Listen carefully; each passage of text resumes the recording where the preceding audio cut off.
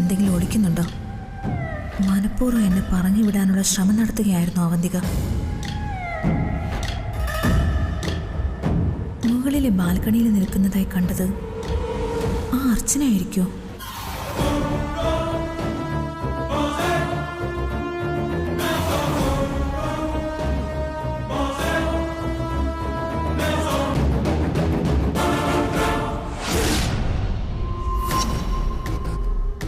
Doctor സന്ധ്യയുടെ വരവ് ഞാൻ തീരെ പ്രതീക്ഷിച്ചതല്ല. അതൊരടഞ്ഞ അധ്യായമാണെന്ന് കരുതിയിരുന്നിടത്താണ് അവരുടെ വീട് തേടിയുള്ള വരവ്. തൽക്കാലം എല്ലാ കുഴപ്പത്തിൽ നിന്നും രക്ഷപ്പെട്ടു. പക്ഷേ സ്ഥായിയായി രക്ഷപ്പെടാൻ മാർഗം നോക്കണം.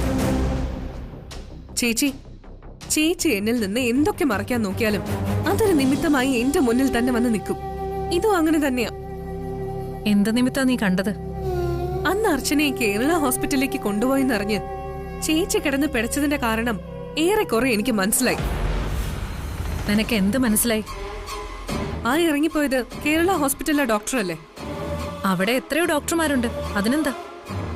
അവിടെ എത്ര ഡോക്ടർമാരുണ്ടെന്നല്ല ഞാൻ ചോദിച്ചത്. ഇപ്പൊ ഇവിടുന്ന് ചേച്ചി തന്ത്രപരമായി ഇറക്കിവിട്ട ഡോക്ടർ അവിടത്തെ നല്ലേന്നാ എന്റെ ചോദ്യം. അങ്ങനെയാണെന്ന് നീ കരുതിക്കോ. അത് തിരുത്താനോ സ്ഥാപിക്കാനോ എനിക്ക് വയ്യ. ചേച്ചിയുടെ ഡിപ്ലോമാറ്റിക് മറുപടിയൊന്നും വേണ്ട. അവരെ എത്ര തന്ത്രപരമായിട്ടാ മറ്റാരുമായി കമ്മ്യൂണിക്കേറ്റ് ചെയ്യാതെ ചേച്ചി പറഞ്ഞു വിട്ടത്? അതിന് അവര് വന്നപ്പോ മുതൽ ഞാൻ ശ്രദ്ധിച്ചതാ. ചേച്ചിക്കൊരു തേനീച്ച കുത്തിയ പോലത്തെ അവസ്ഥ. അവരുടെ ചോദ്യങ്ങൾക്കല്ല ചേച്ചിയുടെ ഉത്തരം. അവിടെ ഇവിടെയും തൊടാതെ മുക്കി മൂളിയുള്ള മറുപടി. എങ്ങനെയെങ്കിലും എത്രയും പെട്ടെന്ന് അവരിവിടുന്ന് പറഞ്ഞു വിടാനുള്ള തിടുക്കം. ഇതൊക്കെ എന്തിനായിരുന്നു? അവർക്കും ചേച്ചിക്കും തമ്മിൽ എന്താ ഇടപാട്? ആരാ അവര്? ഇതൊക്കെ നീ എന്തിനറിയണം? എനിക്കറിയണം. നാളെ ഒരു സമയത്ത് ചേച്ചി എന്തെങ്കിലും ആപത്ത് ചെന്ന് ചാടിയ കാര്യങ്ങളൊക്കെ ഞാൻ അറിഞ്ഞിരിക്കണ്ടേ? എനിക്കതറിയണം, അറിഞ്ഞേ തീരും. ഇല്ലെങ്കിൽ അതിനർത്ഥം പുറത്ത് പറയാൻ കഴിയാത്ത തരത്തിലുള്ള എന്തോ ഡീലിങ്സ് നിങ്ങൾ തമ്മിൽ ഉണ്ടെന്ന് തന്നെ. ഇത്രയും കാലം ചേച്ചി സൂചിപ്പിക്കാത്ത ഒരാള് പെട്ടെന്നൊരു സുപ്രഭാതത്തിൽ ചേച്ചിയെ തേടി വീട്ടിൽ വരണമെങ്കിൽ അതിന് തക്കതായ ഒരു കാരണമുണ്ട്.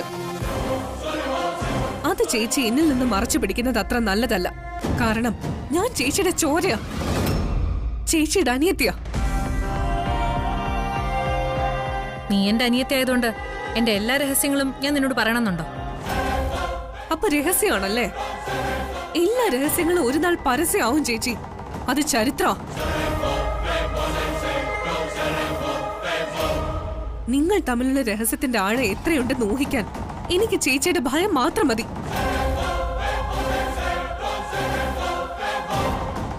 അവന്തിക മാഡത്തിനെ ഞാൻ ഇങ്ങനെ വിളറി വെളുത്ത് കണ്ടിട്ടില്ല. അതിനർത്ഥം രഹസ്യത്തിന്റെ താക്കോൽ അവരുടെ കയ്യിലാണെന്നല്ലേ? ചേച്ചിയാണ് ആ രഹസ്യം സൂക്ഷിക്കുന്ന ആൾ. ആ രഹസ്യം ചേച്ചിക്ക് തന്നെ വിനയായി വരുന്നതുമാണ് അല്ലേ? അതുകൊണ്ടാണ് ചേച്ചി അവരുടെ ഫോൺ പോലും എടുക്കാതെ ഭയന്ന് നിൽക്കുന്നത്. അതേടി, ഭയോ എനിക്ക്. എന്നെ ഓർത്തല്ല, നിന്നെ ഓർത്ത്. നീ തെരുവിൽ കഴിയേണ്ടി വരുന്നതിനെ കുറിച്ച് ഓർത്ത്. ആരോരും ഇല്ലാതെ അലയേണ്ടി വരുന്നതിനെ കുറിച്ച് ഓർത്ത്. അതെ, ഭയം തന്നെ എനിക്ക്.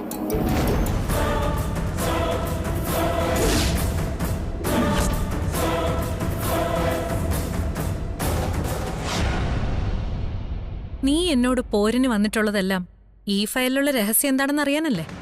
ഞാൻ ഇത്രയൊക്കെ പയറ്റി നോക്കിയിട്ടും ചേച്ചി എന്നോട് പറഞ്ഞിട്ടില്ലല്ലോ. അതിന് തക്കതായ കാരണമുണ്ടെന്നും ഒരിക്കൽ നിന്നോട് പറയാമെന്നും ഞാൻ വാക്ക് തന്നിട്ടുണ്ടല്ലോ. വാക്ക് പറഞ്ഞാൽ അത് ജീവൻ പോയാലും പാലിക്കുന്നവളായി അവന്തിക. അല്ലെന്ന് ഞാനും പറഞ്ഞില്ലല്ലോ. പക്ഷെ ചേച്ചി, ഞാൻ ചേച്ചിക്ക് അന്യൊന്നും അല്ലല്ലോ. ഞാൻ ചേച്ചിയുടെ കൂടെ പിറപ്പല്ലേ. ആ എന്നിൽ നിന്ന് എന്തിനാ ചേച്ചി ഈ രഹസ്യങ്ങൾ മറച്ചു വെക്കുന്നെന്നാ എനിക്ക് മനസ്സിലാവാത്തത്. ചേച്ചിയുടെ പുറകെ നടന്ന് എല്ലാ സപ്പോർട്ടും ചെയ്തു തരുന്ന എന്നെ എന്തിനാ ചേച്ചി ഈ ഒരു കാര്യത്തിൽ മാത്രം മാറ്റി നിർത്തി ഒളിച്ചു കളിക്കുകയൊക്കെ ചെയ്യുന്നത്? രഹസ്യം രഹസ്യമായിട്ട് സൂക്ഷിക്കാനാ ഞാൻ പഠിച്ചിട്ടുള്ളത്. അതിൽ സ്വന്തമെന്നോ ബന്ധമെന്നോ ഒന്നും ഇല്ല. ഇപ്പോ എല്ലാം നീ അറിയേണ്ട സമയമായി. ഞാനിതിങ്ങനെ നെഞ്ചിൽ പൊതിഞ്ഞു വെച്ച് ശ്വാസം മുട്ടണ്ടല്ലോ. നമുക്കൊന്ന് പുറത്തു പോവാം. നീ വേഗം റെഡിയാവ്.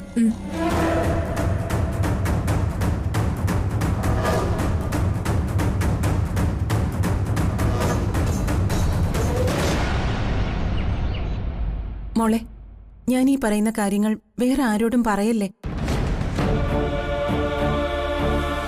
എനിക്കിപ്പോ നിന്നോടല്ലാതെ വേറെ ആരോട് പറയാനാ? നീ ഇവിടെ ഉണ്ടായിരുന്നപ്പോ എന്തൊക്കെ പറഞ്ഞാലും എനിക്കൊരാശ്വാസമായിരുന്നു. ഞാൻ ആരോട് പറയാനാ ഏട്ടത്തി? ആകെ പ്രശ്ന മോളെ. അനൂപേട്ടനെ തേടി ആൾക്കാർ വീട്ടിലേക്ക് വരെ വന്നു തുടങ്ങി.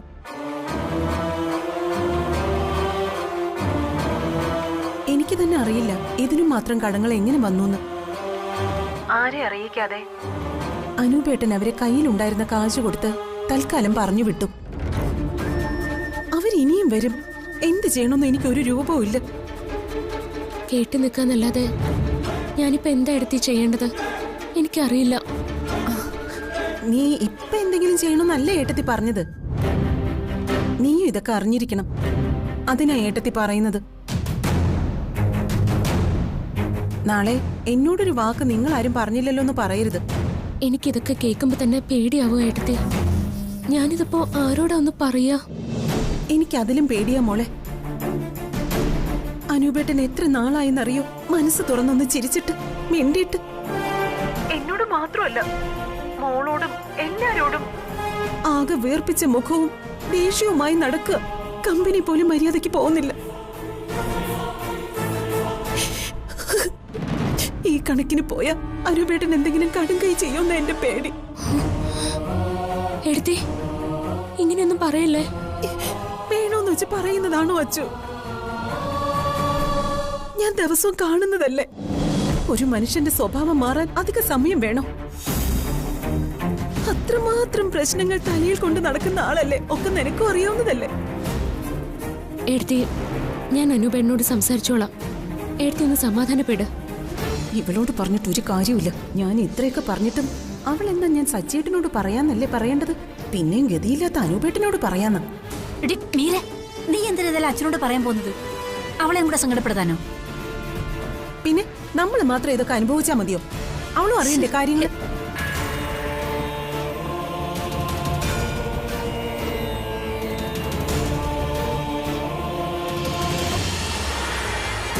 നീ ഇപ്പൊ ഇതെല്ലാം വിളിച്ച് അച്ഛനോട് പറഞ്ഞിട്ട് എന്താ ഗുണം? അവക്ക് എന്തെങ്കിലും ചെയ്യാൻ പറ്റുമോ? ശേ, അവളോട് പറഞ്ഞത് തന്നെ മോശമല്ലേ. അവളുടെ കല്യാണത്തിന് വേണ്ടി നമ്മൾ ഉണ്ടാക്കിയ കടം അവളോട് വീട്ടാനാണോ നീ പറയുന്നത്? ആ, അങ്ങനെയെങ്കിൽ അങ്ങനെ തന്നെ കൂട്ടിക്കോ. അവളൊന്ന് മനസ്സ് വെച്ചാ മതി. നിമിഷ നേരം കൊണ്ട് ഈ കടങ്ങളൊക്കെ തീരും. ഒരു വാക്ക് സച്ചിയോട് പറഞ്ഞാ മതി. പക്ഷെ അവള് പറയില്ല. അങ്ങനെയെങ്കിലും പറയട്ടെ എന്ന് കരുതിയാ ഞാൻ അവളോട് പറഞ്ഞത്. അതിന് നീ കനവ് കാണണ്ട മീരെ. അവളുടെ കല്യാണത്തിനുണ്ടായ ചെലവുകൾ അവളെ കൊണ്ട് തന്നെ വീട്ടിൽ നിന്റെ അതിമോഹം ഉണ്ടല്ലോ, അത് നിന്റെ കൈ വെച്ചാ മതി. അത്രയൊന്നും ഇവിടെ ആരും ഗതി കിട്ടിട്ടില്ല. ഇനി അങ്ങനെ ആവുകയാണെങ്കിൽ കുറച്ച് വിഷം വാങ്ങിച്ച് കഴിച്ചോളാം.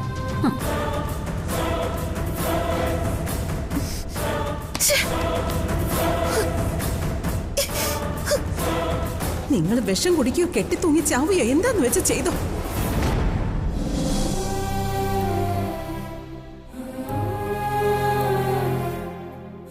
വേണ്ട, അത് മോശല്ലേ. അച്ഛനോ അനൂപേണ്ണോ അറിഞ്ഞാ വേണ്ട, ശരിയാവില്ല.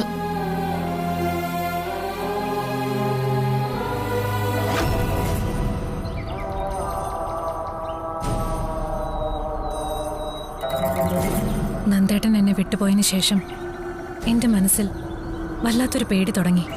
ഒരു മരുമകൾക്ക് നേടാവുന്ന സ്വത്തുക്കൾക്ക് ഒരു പരിധിയുണ്ട്. ഭർത്താവ് ഉള്ളിടത്തോളം കാലമേ ഭാര്യയ്ക്ക് ആ വീട്ടില് അതിൻ്റെതായ ഒരു നിലയും വിലയും ഉള്ളൂ. ഞാനൊരു തനിമരമായെന്ന് തോന്നി. അടുത്ത അവകാശിയായിട്ട് വരാൻ പോകുന്നത് സച്ചിയുടെ ഭാര്യയായിരിക്കും. അവർക്കൊരു കുഞ്ഞുണ്ടാവും. പിന്നെ ആ കുഞ്ഞിനെ ചുറ്റിപ്പറ്റിയായിരിക്കും എല്ലാവരുടെയും കറക്കം. അവിടെ ഞാൻ ഒന്നുമല്ലാതാവും. അതെങ്ങനെ മറ്റൊരു തരത്തിൽ മറികടക്കാന്ന് ആലോചിക്കുമ്പോഴാ ആർക്കും ഒരിക്കലും ഒന്നും തോന്നാത്തൊരു പ്ലാൻ ഞാനായിട്ടുണ്ടാക്കിയത്. സച്ചിക്ക് ഒരിക്കലും പ്രസവിക്കാത്തൊരു പെൺകുട്ടിയെ ഭാര്യയായിട്ട് കൊടുക്കുക. പല കാര്യങ്ങളുണ്ടതിൽ. ഒന്ന്, അവൾ ഈ കണ്ട സ്വത്തുക്കൾക്ക് ഒരു അവകാശിയെ കൊടുക്കില്ല. ക്രമേണ അമ്മയാകാൻ കഴിയാത്തൊരു ഭാര്യയുമായി സച്ചി വഴക്കിട്ട് പിരിയും. പിന്നെ അവനും ഇതിലൊന്നും ഒരു താല്പര്യമില്ലാതെ ആവും. പിന്നത്തെ അവകാശി സന്ദീപ. ഞാനന്നേ അവനെ നിന്റെ ഭർത്താവായിട്ട് മനസ്സിൽ തീരുമാനിച്ചിരുന്നു. അപ്പോ നിനക്കൊരു കുഞ്ഞുണ്ടാവും. ആ കുഞ്ഞാവണം നെല്ലിശ്ശേരിയുടെ അനന്തരാവകാശി. സച്ചിക്കൊരു പ്രസവിക്കാത്ത പെൺകുട്ടിയെ തേടി ഞാൻ കുറെ അലഞ്ഞു. അവസാനം അച്ഛനെ സർജറിക്ക് ഹോസ്പിറ്റലിൽ അഡ്മിറ്റ് ചെയ്തപ്പോഴാ ഡോക്ടർ സന്ധ്യയെ പരിചയപ്പെടുന്നത്. അത് നല്ലൊരു സൗഹൃദമായിട്ട് മാറി. അങ്ങനെ ഒരു ദിവസം വെറുതെ സന്ധ്യയോട് വിശേഷങ്ങൾ തിരക്കാൻ പോയപ്പോഴാ അർച്ചന എന്ന സ്വർണ്ണ മീനിനെ ഞാൻ കാണുന്നത്.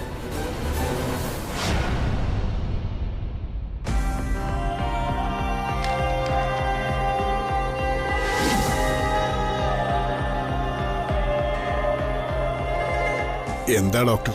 എന്താണെങ്കിലും പറഞ്ഞോളൂ. എന്താണെങ്കിലും അത് ഉൾക്കൊള്ളാൻ നമുക്ക് കഴിയണം. എന്താണെങ്കിലും ഡോക്ടർ പറഞ്ഞോളൂ. അർച്ചനയുടെ സ്കാൻ റിപ്പോർട്ട് കാണുന്നത് അത്ര നല്ല കാര്യമല്ല.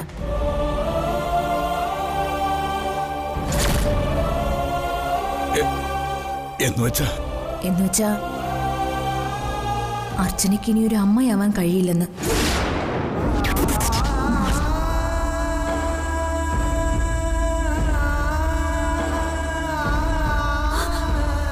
എന്റെ മോള്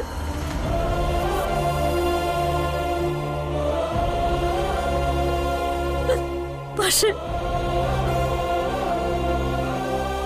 അത് അന്നത്തെ ആക്സിഡന്റില് വയറിനേറ്റ ക്ഷതം മൂലം സംഭവിച്ചതാ. യൂട്രസിന് പരിക്കേറ്റിട്ടുണ്ട്. അതിന്റെ ഭാഗമായിട്ടായിരുന്നു ഈ വയറുവേദന. ലക്ഷണങ്ങളൊക്കെ അതിന്റെ ആയിരുന്നു. ഇനി ഒരിക്കലും എന്റെ മോൾ അമ്മയാവില്ല ഡോക്ടർ. ഡോക്ടറെ, ഇതിനൊരു ചികിത്സയില്ലേ? ഒരു സാധ്യതയുമില്ല. അഥവാ അങ്ങനെ പ്രഗ്നന്റ് ആയാൽ അത് അർച്ചനയുടെ ജീവന് തന്നെ ആപത്താകും.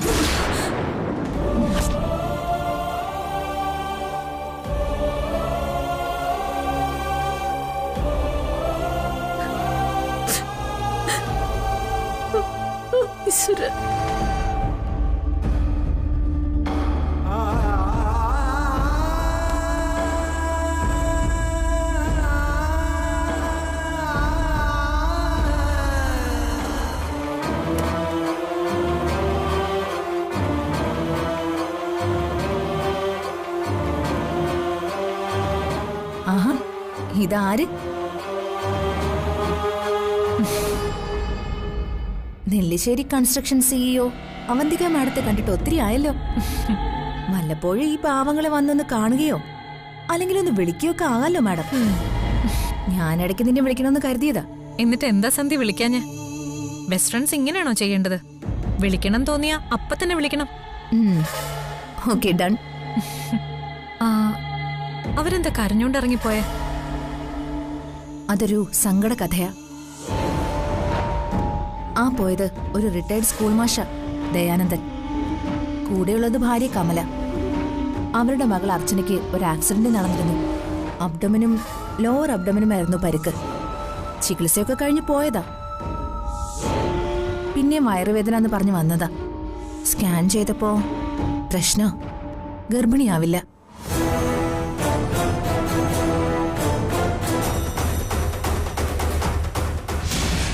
പാവങ്ങള് അത് കേട്ട് തകർന്നു പോയതാ.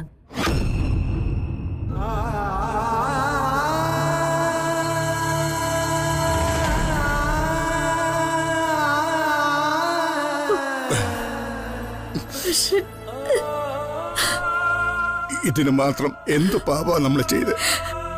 അച്ഛനോട് നമ്മൾ എങ്ങനെ പറയും? പക്ഷെ എനിക്കറിയില്ല എന്താ ചെയ്യേണ്ടത്. എന്റെ കൈകാലം വിറച്ചിട്ട് വയ്യ പക്ഷെ.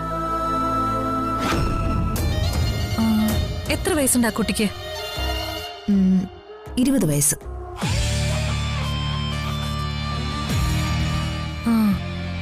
ഇതല്ലാതെ വേറെ പ്രശ്നമൊന്നുമില്ലല്ലോ? ഇല്ല. അവന്തിക ഇച്ഛിച്ചതും ഡോക്ടർ കൽപ്പിച്ചതും ഒന്ന് തന്നെ. ആ അർച്ചനയൊന്ന് കാണണമല്ലോ. നീ എന്താ ആലോചിക്കുന്നെ? ഏയ് ഒന്നുമില്ല. ആ സന്ധ്യ, എനിക്കറിയാം മാഷിനെ. എന്നെ പഠിപ്പിച്ചിട്ടുള്ള മാഷ.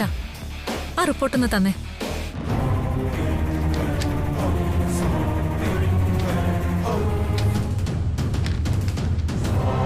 ഞാനൊന്ന് കണ്ടോട്ടെ അവരെ. ആ ഷുർ.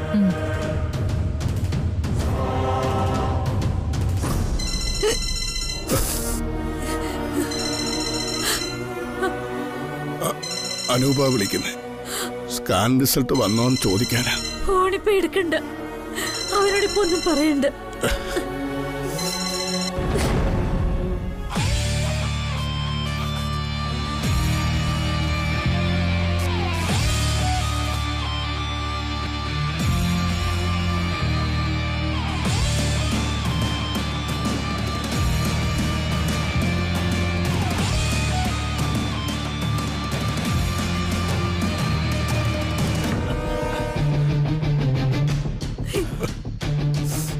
ദയാനന്ദ മാഷല്ലേ? അതെ. എന്നെ മനസ്സിലായോ? ഞാൻ അവന്തിക,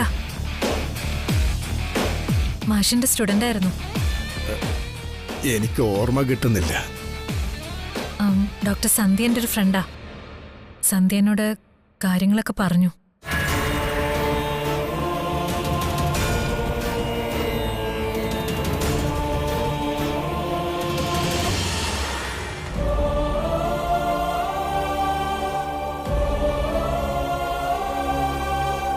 സങ്കടമായി പോയല്ലോ മാഷെ. വർഷങ്ങൾക്ക് ശേഷം കണ്ടപ്പോ എനിക്ക് സന്തോഷവും സങ്കടം ഒരുമിച്ചാണല്ലോ കിട്ടിയത്. ഞങ്ങളുടെ രണ്ടാമത്തെ കുട്ടി അർച്ചന. ദൈവം ഇങ്ങനെ ഒരു വിധി അവൾക്ക് കൊടുത്തത്.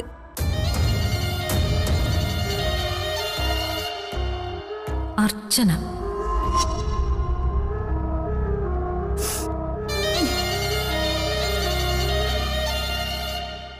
നിങ്ങൾ വിഷമിക്കണ്ട, ധൈര്യം കൈവിടാതിരിക്കുക. ഇപ്പൊ മെഡിക്കൽ സയൻസ് ഒരുപാട് ഡെവലപ്ഡ് ആണ്. എന്തിനേയും ചികിത്സിച്ച് ഭേദമാക്കാവുന്ന ഒരു കാലത്തല്ലേ നമ്മളൊക്കെ ജീവിക്കുന്നത്.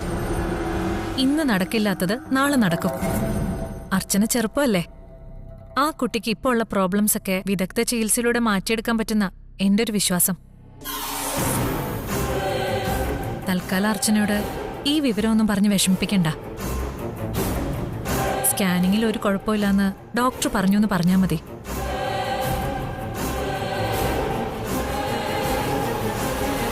തൽക്കാലം മാഷൻ ചേച്ചി അറിഞ്ഞ വിവരങ്ങളൊക്കെ മനസ്സിൽ തന്നെ സൂക്ഷിക്കണം. ഞാനൊന്ന് അന്വേഷിക്കട്ടെ. എൻ്റെ പരിചയത്തിലുള്ള ഡോക്ടേഴ്സ് കുറച്ചു പേര് അമേരിക്കയിലും മറ്റുമുണ്ട്. അവരുമായിട്ടൊന്ന് ഡിസ്കസ് ചെയ്യട്ടെ. എന്നിട്ട് മതി അർച്ചനെ കാര്യങ്ങൾ അറിയിക്കുന്നത്. അല്ല, അർച്ചന എവിടെ? വേണ്ട അതിര, നീ വരണ്ട. ആവണിയെ സ്കൂളിൽ ചെന്ന് വിളിച്ചിട്ട് നേരെ വീട്ടിലോട്ട് പോയിക്കോ. ഇവിടെ അഡ്മിറ്റ് ആവേണ്ട പ്രശ്നമൊന്നുമില്ല. സ്കാനിങ്ങിന്റെ റിസൾട്ട് എന്തായെന്നറിയാൻ നിൽക്കുമ്പോഴല്ലേ നീ വിളിച്ചത്. ആ, അച്ഛനും അമ്മയും ഡോക്ടറോട് സംസാരിക്കാം. ശരി. അർച്ചനയല്ലേ?